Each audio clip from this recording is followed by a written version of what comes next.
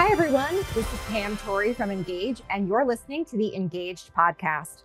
We know tech is changing the way people market and sell now more than ever.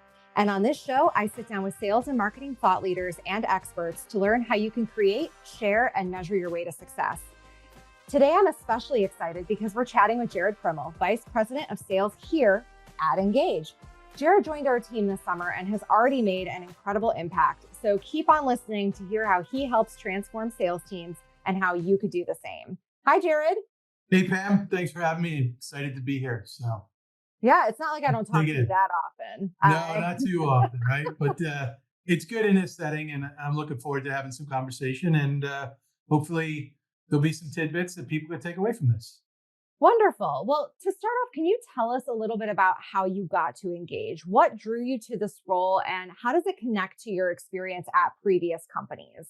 Sure. So my path here is a little unique. So I was looking for my next opportunity and serving as a vice president in my previous roles. I was looking in digital marketing space primarily, but was looking to get into some different areas. And so one of my former colleagues had actually had a conversation for the role and wasn't quite qualified. And he recommended me to start the interview process. So how I found Ingage was a little unique. But once I started to peek under the hood and look at the software and the product, really started to intrigue me, and was like, wow, this is really powerful. Great presentation, the analytics that they're providing. This is exactly what someone in a VP role or a leadership role is looking for. Is not only how are my sales rep performing? We can see those analytics from a numbers perspective, but to actually see what they're doing on the calls and how much time they're spending, and the repeatable process was kind of like a wow. And then once I got here and started to interview, talk to people like you and Dean and other people in the organization, was like, this is a really good place for me to be. So I'm excited to be here. And yeah, it's definitely been a little bit of a whirlwind. I guess I'm about 70 days in now. So constantly learning, and it's great.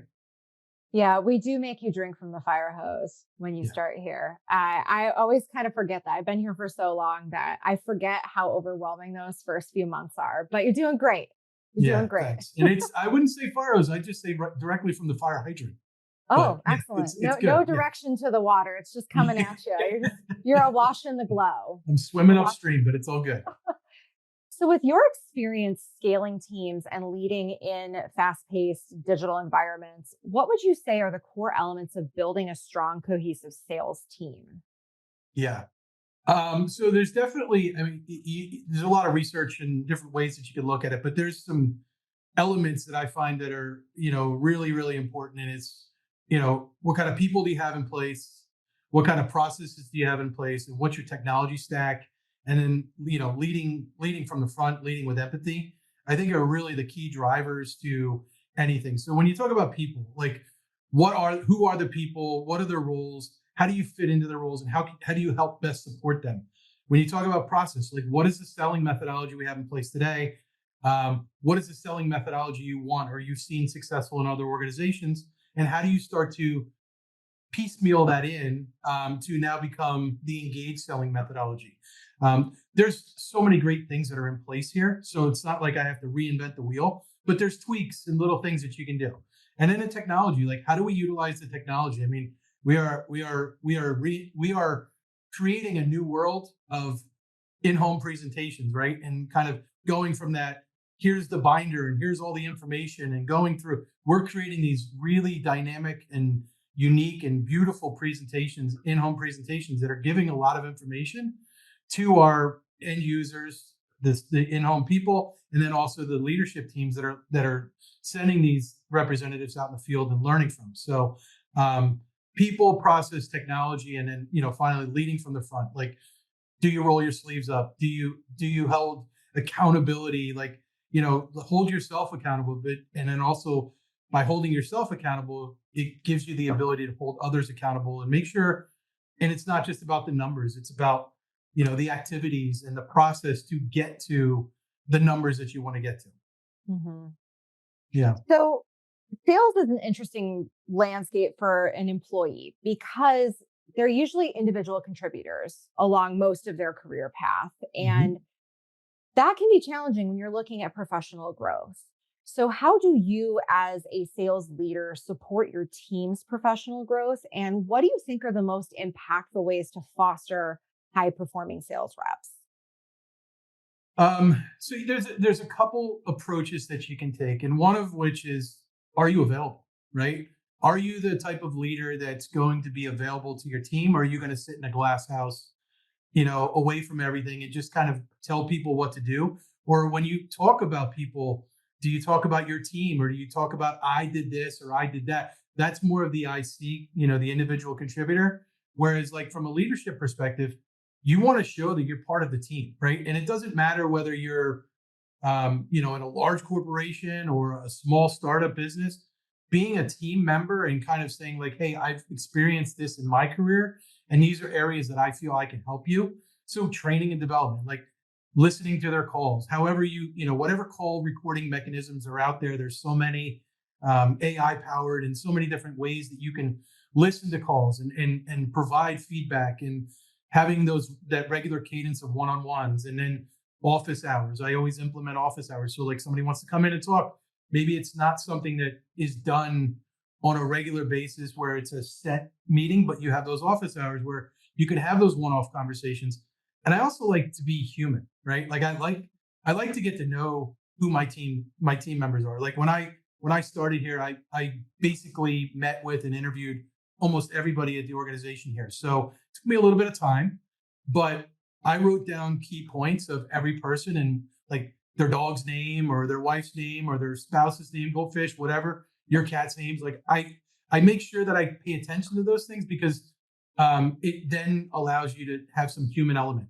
At the same point, you want to make sure that they understand that you're there to help them and help them foster their growth.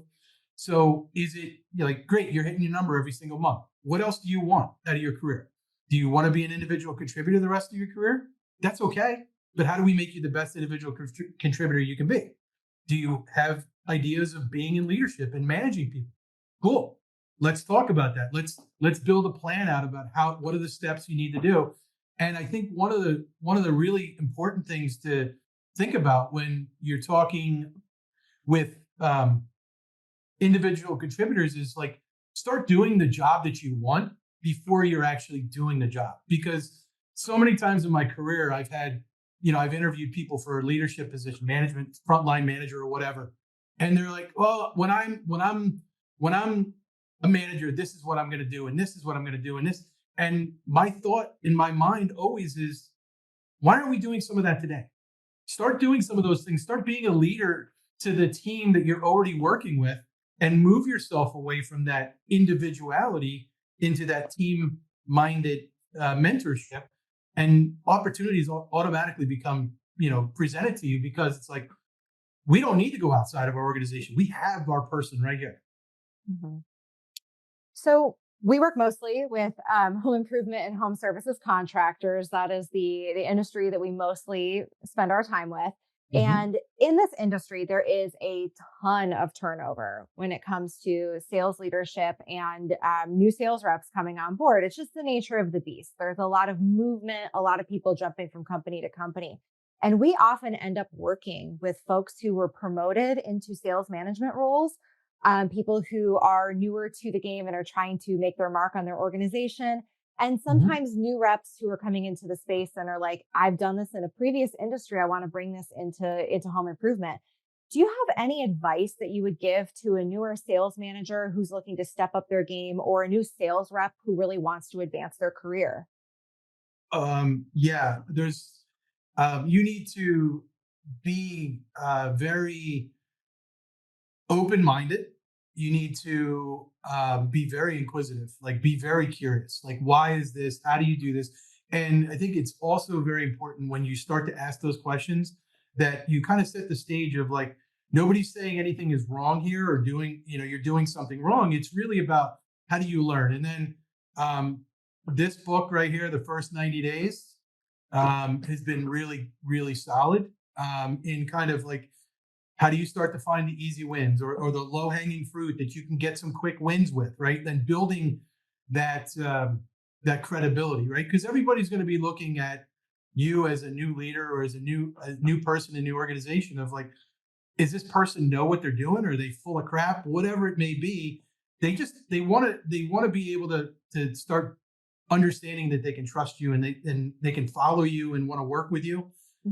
So utilizing some of the resources out there. There's so many good books on when you start a new position. There's so much information online about LinkedIn posts and all those things that you can ultimately be a sponge. And one of the things that I've always done in my career is I like to find the good pieces of what my leadership team did, and I focus on those and make those mine. And the things that I don't agree with, I push those to the side. So I think you need to really be a sponge and take a lot of information in and ask a lot of questions and be really curious. And then the other part is don't be invisible, right? Like get in front of people, get in front of your customers, ask your customers, reach out to them. Why did you buy Ingage? What do you like about Engage? Why didn't you buy from Engage? What could we have done better? Like there's so many things to understand. And just when you think I'm starting to get it, you ask another question. You're like, oh, I didn't realize that. And so that helps your journey. And then the last thing I would say is it's okay to be vulnerable and share with people like, hey, I may not be an expert in this and I don't have that magic bullet, because nobody has that magic bullet of like, boom, everything's perfect. But if you are willing to be vulnerable and ask questions and understand and let other people be vulnerable with you, it allows for a really good nurturing relationship, short term and long term, which is the most important thing. So I'm going to give people a little glimpse under the hood of what's going on at Ingage. A lot of this year for us has really been about optimization. And I think that that's actually across many industries with the advent of AI into a lot of our daily workflows, automation, all of those things. I feel like everyone is looking for ways to optimize their day, optimize their team, optimize all of their processes. Could you share some specific processes or frameworks that you have found make an impact when you are trying to optimize a sales process? Yeah. So one of the first things that I did when I came on board is part of my project in joining here was like a look under the hood a little bit and how do you maximize. So I went through a full SWOT analysis and I went through a bunch of different things of what we do really well in some areas. And one of the things that stood out and again, kind of your early wins was around our stages in HubSpot, right? It was built, it was great, it worked, but it didn't give us some of the hygiene that we probably need. It didn't allow me to have accountability for my reps and their activities and making sure they're doing all the right things. More importantly, and it's not just for my reps, but it's for like the marketing department, it's for the product team. Like, how do we share this information across? So like updating our stages that made sense to our selling process as it is today, making sure that our HubSpot has great hygiene and is really up to date, and we're putting in all the valuable information that's important to us. So that was really one of the first things that I looked at when I started and said, hey, we need to get this fixed, and here's the reasons why. And thankfully, I have a leadership team that was like, go at it, like get it done. We love it. And so I had full support from the leadership team. I had full support from our reps. And so like we've already started to see better hygiene. We've seen deals move through our deal stages quicker. We've had deals that are stuck, and we started to create a stuck campaign. Like, why is this person ghosting us? Or why is this person not getting back to us? Did we do the right discovery questions? Did we go too fast? Do we need to slow down? Like, all those things, like, we have obviously talked about in our leadership meetings, but like, these are real challenges that people coming into an organization, if they don't get the fundamentals, like the first thing, like how our deals pass through stages is probably the easiest and quickest fix you can do in an organization, or at least understanding how things go and then making some tweaks where they need to be. So I'm definitely proud that I was able to get that in place quickly.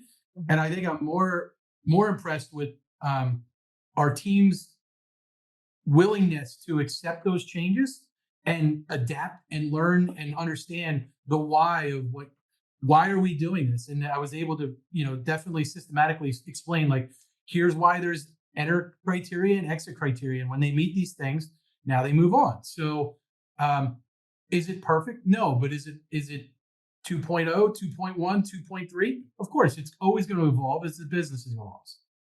Yeah, I think that's something I hear a lot from our customers and from our partners as well, is that you need to reassess your fundamentals pretty regularly, because we do get a lot of like just debt from previous processes Yeah. and all sorts of systems. We're just dealing with the legacy of what was, and it may not serve us anymore. So it makes a lot of sense that your first step is to go in and just, what is the baseline? Like, what is the fundamental thing we need to know about our deals? What stage are they in? Like, Yeah. that's the baseline. If we can all agree on that, we can move forward. Yeah, so part of that process was every single deal we had in play went back to our initial interest stage, which then created our account executives to go through each individual deal and reassess. And the good thing is we had some stuff in there that was pretty old and probably should have been cleaned out. And it was also a great hygiene effort to kind of get some of the deals that have been sitting out there for a while that just aren't moving, to kind of get them out of the pipeline and really be focused on the real value and the real opportunities that are out there for us. So as we are looking into the new year, what advice do you have for sales leaders who are really trying to get their team set up for success to like grab 2025? You need to make sure that you have a good accountability structure in place, right? And holding them accountable and delivering on those accountability pieces, right? As anytime any sales group, their number one accountability is your number, right? But there's other things that get you to those numbers. Do you have the right KPIs in place, right? Are they making enough calls? Are they doing enough demos? What are the metrics that, so I like to back into the number. So like, here's the number, and like, what are the activities and what are the things that you need to do? So if you're lucky enough to have a revenue operations person within your organization, sit down with them and say, like, let's back into this number and really figure it out. We have a big whiteboard here, and probably for a week and a half, our RevOps person and we sat there and we just broke it down and said, how do we get to the number? Okay, we need this many demos, we need this many appointments, so on and so on. And we believe if we get to these numbers, we'll be able to have a very successful 2025, Q4. So breaking it down to then build it back up in the way that, in the vision that you feel is best. And then, I think the other part is like, what is your continued investment into your team, right? What is your investment to make sure that they remain satisfied, in the job that they're doing? Are they getting where they want? Do they have the career advancement they're looking for? Are you offering the training and development that they're looking for? Right? You never want your team to be satisfied. It's a job and I like it, but you want them to really come in and feel excited about the work. And I think part of that comes from my seat, right? Like, how do I portray myself to my team and to the organization? I'm a pretty positive person. There are times, of course, we all have our negative thoughts and negative feelings about stuff, but in general, you just really try to power through and present an opportunity of the path forward and what good looks like, and always be striving for, good, better, best. So I have a question that I make everybody answer when they come on this. I've heard about this question. Yes, it is famous. It is famous Yes. now. What is one trend that sales managers and business owners should be focused on as we head into this new year? Yeah. So the easy answer is AI, right? Diving in with AI and automation. I'm going to give you an answer that's near and dear to our hearts, which is clarity. That is our theme for Q4, and I believe it'll be our theme for 2025. And my understanding and our understanding of clarity is like, we have so many things that are going on, right? And are we enabling our teams to understand like the why and providing clarity to we want to do X. And here's the reasons why. If we do these things, we will deliver on X. So really systematically breaking it down and saying, are we on board? Do you guys understand? Can I provide any more information?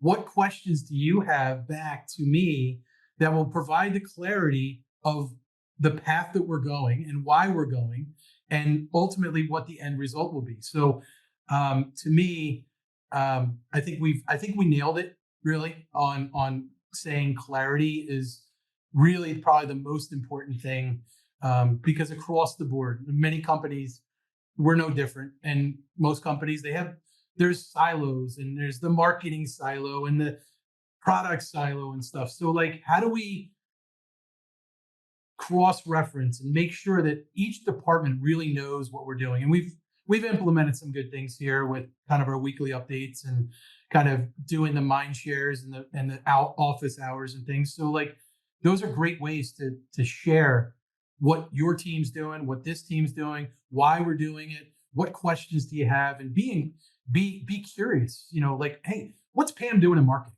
Why is she doing it? Help me understand, Pam. Let's sit down and talk about it, right? Or what's Jim doing in product, or whoever it may be. Like, why are we doing these things? What's it leading us to? And if we can provide clarity across the organization, now we're all sprinting forward and in the right way, right? Not where we're like, oh, I don't know what we're doing and how are we getting there, right? Like, we've all been there. Like, what's my boss want? I don't know. So like, I don't ever want to be in that position where my sales reps are going, why is Jared asking me for that? Like, I'm going to give you the why, and we're going to have an opportunity to talk and discuss through it. So clarity is a big path forward that I think we've all bought into full-heartedly, and I love it. Well, Jared, thank you so much for being here with us today. I'm really hoping that our audience that's new to you gets to know a little bit more about you, and maybe they'll get to interact with you at one of our upcoming events or on a webinar or something. So thank you so much for being here. Absolutely. Thank you, Pam. Thanks for listening to the Ingaged podcast. Be sure to visit ingage.io for more information on how to create, share, and measure your way to success. If you love the Ingaged podcast, we'd love for you to subscribe, rate, and review us wherever you listen to podcasts. Until next time.